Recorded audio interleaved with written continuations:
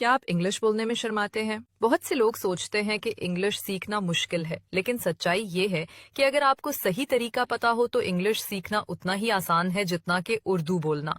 अगर आप वाकई इंग्लिश सीखना चाहते हैं तो जल्दी से वीडियो को लाइक करें और कमेंट में यस लिखकर बताएं कि आप तैयार हैं। चलो शुरू करते हैं।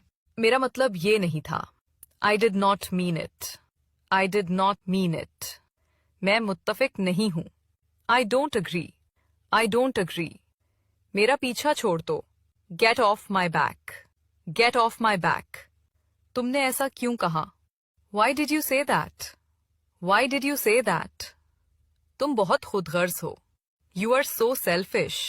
You are so selfish. मैं माजरत चाहता हूँ। I apologize. I apologize. तुम मेरा वक्त बर्बाद कर रहे हो। You are wasting my time. You are wasting my time. Video को शेयर करें और मुझे फॉलो करना ना भूलें। Thank you.